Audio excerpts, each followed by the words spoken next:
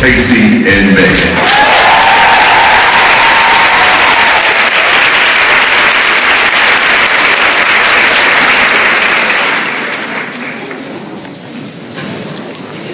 I want to start with a question tonight.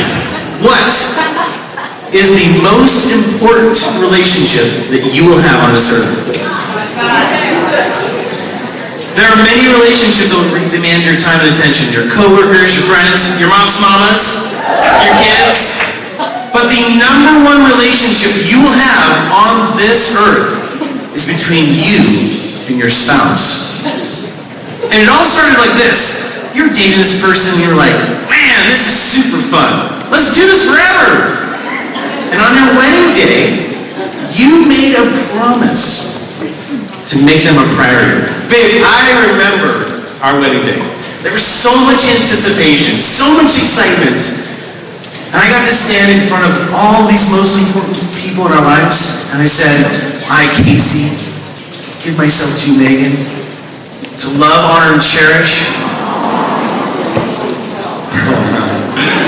That's not us. Just to clarify. Thank you. I promise to get our wedding on Pinterest. In the good times and the bad times, in sickness and health, inflation and no inflation, no matter what comes our way. And I could barely get these words out because I was bawling my eyes out. With joy, for as long as we both shall live. And I thought, if this is what marriage is all about, I'm all in, baby! Okay, so, if our wedding day is supposed to be one of the best moments of our life, then why are 50% of marriages getting divorced? What happened to those people? Why at Marriage 365 are we hearing from thousands of spouses around the world every week on DMs and emails, and they're saying, I'm lonely, I'm hurting, there's gotta be more to this, right? So I want you to just take a minute. I want you to think about your marriage. Think about, picture your spouse's face. And I want you to rate your marriage and think of a scale of 1 to 10. 1 would be hurting, disconnected, and 10 would be happy and thriving. Now there are some of you in this room where you're in a hurting marriage, and it is not a surprise to you or your spouse. There's been a lot of fights, maybe a silent treatment's been given, infidelity, talks of separation, maybe divorce. There's no connection, there's probably no sexual intimacy. And if that's you, you would rate your marriage a 1, 2, or a 3. Now there's others of you in this room, you're happy, you're thriving, you pray with your spouse. You have fun, you go on date nights, there's emotional and physical intimacy. Now you fight, you argue, but you also know how to resolve your conflict. There's high levels of trust, there's safety, there's security, and the love between you both is evident. Even your kids know that their parents love each other. And if that's you, you would rate your marriage an 8, 9, or a 10. But then for the majority of us in this room, it's just kind of average, right? It's not horrific. It's probably not terrific. It's just average. And how do we get there? Well, once we get married, life bumps up against us. We unintentionally hurt each other with a snappy word or a broken boundary. You overspent over here and can't talk about his mother over there. And you throw new kids in, and it's all of a sudden it's like this nuclear bomb goes off. And so you start your wedding like I did at a 10. And I'm like, this is amazing. But then slowly these things happen and it ticks down to like a 7. But for the majority of us, the average couple, if they're really honest with themselves and they start to peel back the layers, it's going to be hard, but maybe it's now at a 5. You went from having an amazing marriage to having just an average marriage. And I want to talk about, what does an average couple look like? An average couple, an average marriage spends less than 2 to 4 minutes a day connecting emotionally. That couple right there probably doesn't know how to resolve their conflict. They're not investing financially in their marriage. They probably have sporadic date nights if they're lucky. And their conversations have been turning to work, school, house projects. It's very, very transactional. But hear me out. Here is the problem with average marriages. They are slowly drifting apart, and they don't even realize it until it's too late, because they don't know the warning signs, and they don't have a plan to get back on track. And ultimately, these are the couples we hear from all the time, and I know you know these couples. They come up to you and they say, we just kind of drifted apart. We fell out of love. We grew apart. We know those couples, right? But here's the hardest part. That's terrible. But ultimately, it's the children that are the collateral damage of these average parents, these average couples that split. And Megan and I are the product of that. We know that pain really well. And I don't want any family to ever have to go through the nightmares that I had as a child, hoping my family would get back together. Everybody can have a marriage that's at 8, 9, or 10. Okay, so there's good news. Okay. There's hope. Sorry. Okay. So you're like, oh my gosh, wow, these people. Woo. Okay. I'm bringing it. Most marriage problems are fixable. Yes, this is good news. This is where my 7 kicks in. We believe that every one of you in this room has what it takes to have an incredible marriage. And you can have an average car, an average house, you could be the average height. But when it comes to your marriage, and when it comes to your kids, you should never settle for just average. I don't want my kids growing up talking about me and saying, my mom, she was just, all right. I don't want my husband to be like, my wife, No, I will absolutely not settle for just being an average wife and mom, and I know that's not what you want to. Can I get an amen? Oh, louder than that. I would never stand here and tell you to fight for your marriage if I had not done that in my own life. Our marriage, their little preview, hasn't been pretty. It's not Instagram worthy. It's been really messy. But just like everybody else on their wedding day, we were at 10. We were madly in love and ready to conquer them. That's our wedding photo, you guys. Come on. That was film. There was no digital. I had just turned off my bleached tips, by the way. We were so young and in love, thought we could conquer the world together, right, babe? So naive. All right, so here's the thing, though. We grew distance quickly. By year 3, I had grown to hate this man. There was no love in my heart left. I would have rated us a -5 on that scale. The pleading, I just wanted him to fight for me, to fight for our marriage, and I tried every unhealthy tactic in the book.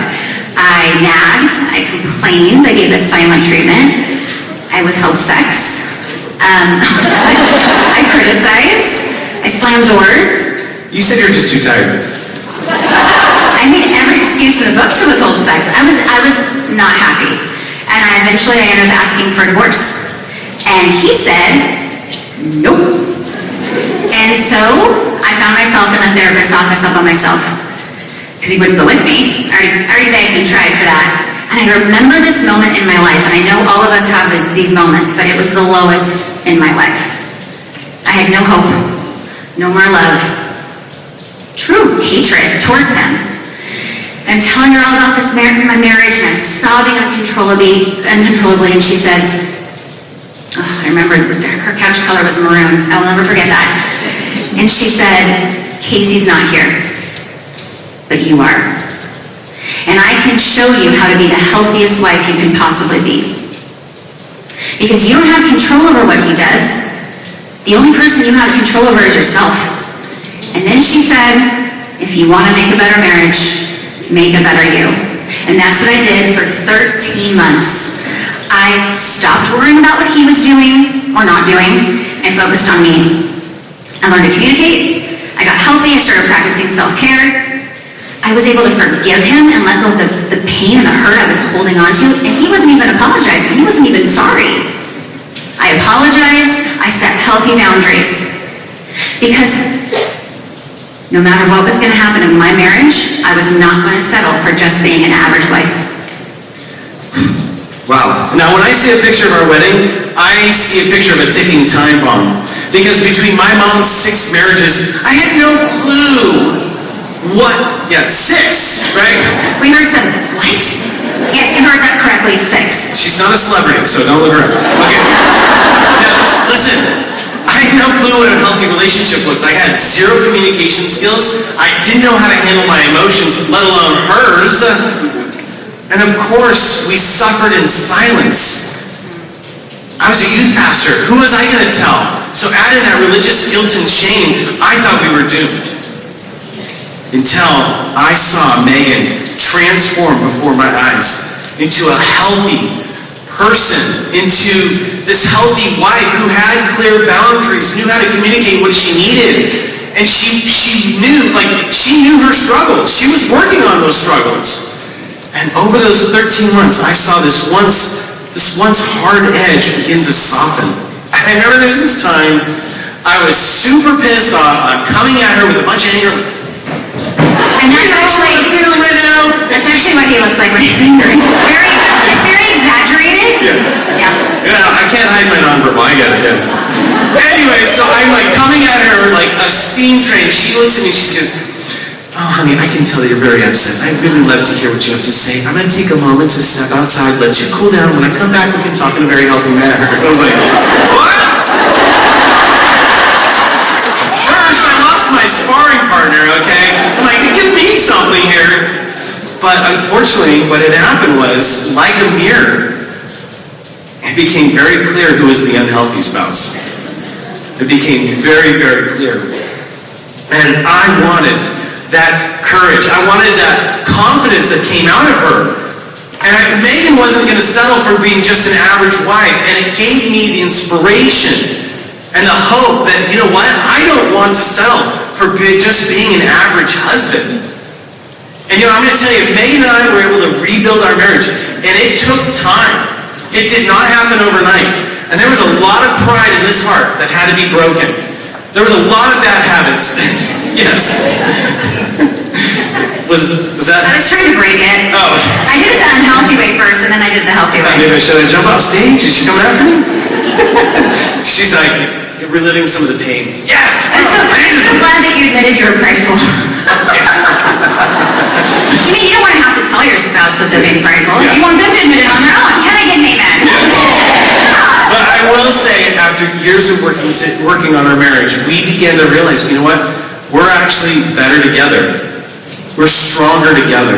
And let me just tell you, as a guy who God's called to stand on stage and tell how crappy of a husband he was, thanks. Can I get another job? If we can do it, you can do it. Yes, absolutely. Okay, so have you ever been to a summer camp or a weekend retreat and you're all charged up, fired up, and you're like ready to go home and change your life? You go home, regular rhythms happen, and you kind of just go back to the way you were before the camp. Show of hands. You'll go home like, it can't just be me, right? Okay, so we do not want this for you ladies. We want you to leave MOMCON charged up, full of hope, more self-aware, and you know your next steps. I mean, imagine what next year's MOMCON could look like for you if you start working on being the healthiest version of yourself. If you're not escaping your kids, escaping your marriage, you're not dreading going back home to the chaos, you're full of confidence and joy, and maybe even your husband and you are best friends, lovers again, not just really, really good co-parents. So right now what I want you to do is you all have on your seat this card. It's a commitment card. I want you to pull it out. And if you've been feeling like you are in an average marriage or even a hurting marriage, and you're done settling, I want you to commit to these 4 qualities that we're going to go through, okay? The first one is investing in your emotional health. Now this is a buzzword. We hear this everywhere. But what does that look like on a day-to-day basis for a busy wife and mom, right? 2 words. Self-care. Self-care, okay? Or spa day. Self-care is doing things that allow you to take care of your mind, your body, and your overall emotional health, all right? I'm sure you've heard this quote, you can't pour from an empty cup. Yeah, us ladies, we're the worst at this. We give everybody else our first, right? And then we have nothing left for ourselves. And the thing is it impacts our marriage. You cannot tell yourself it doesn't. You're depleted. Self-care doesn't have to cost money, doesn't require much time. It can be like going to bed 15 minutes earlier than you usually do. Turning off your phone notifications for the day. Going to lunch with a friend. Going to MOPS even when you're exhausted and tired because you are going to be poured into. Can I get an amen? Right? You need that community. Now, I can tell you right now, it's not going to happen if you don't schedule it. You've got to put it on the calendar. Okay, the second thing we're going to want you to do, if you are ready to not settle for an average marriage, this is something you need to commit to, and that is choosing courage to do what is right over what is easy. And that's actually the definition of courage, to choose what is right over what is easy. Choosing what is easy is coming home and binging to a Netflix show after the kids go to bed. Oh, I heard some. Ooh. Sorry for poking Hey, choosing what is easy is avoiding your issues in your marriage. Sorry. Just tell me if there's water bottle in front of me. Should you ask, raise your hand if you're an avoider? Yeah. Just kidding. Avoiders! Anonymous. Doing what's right, doing what's easy is focusing on the kids over your spouse. In fact, doing the easiest thing for you to do in your marriage is absolutely nothing. See, what it requires to build a strong relationship is going to require energy and tenacity. And there's going to be times where you're going to see it looks scary and I need you to face your fears. And if you're going to require courage to choose something, you cannot rely on your feelings to do that. So when you get home from work or you've been at home with the kids all day, choosing what is easy is watching Netflix. Choose to connect emotionally with your spouse. Choosing what is courage is not avoiding your marriage issues, but it's actually finding tools and resources and a plan to get out and get help. Choosing courage is following through all the things you learned here at MOMCON when you get home. All right, the third thing we want you to commit to is to set aside quality time for your marriage. So the average couple, like Casey mentioned, spends 2 minutes a day connecting emotionally. I mean, here's the thing. TikTok usage. Average time, 95 minutes a day. Instagram is 60 minutes a day. So we know, and I am totally guilty, by the way, so if you're guilty, you're with me here, that we're spending a lot of time away from our spouse. But the average couple leaves their marriage up to chance. And then the kids, the house projects, the show, all that gets in the way. And then we hear it all the time, we just don't have time, we're too busy. But then when you peel back the layers, it's actually how you're spending your time. You have to fight for it. So we tell couples to have connection time. And what this looks like is you want to set aside 5 to 15 minutes, at least 3 times a week. Bonus points from work. Limit distractions. Turn off the TV, turn off your phone notifications, put the kids to bed. If you've got older kids like us, stick them in front of the TV, don't feel bad about it. Okay? They need to know their mom and dad love each other, honestly. And find ways to connect. Take a walk. Have sex. I'm in. Thank God for quickies. Especially when I got 5 minutes.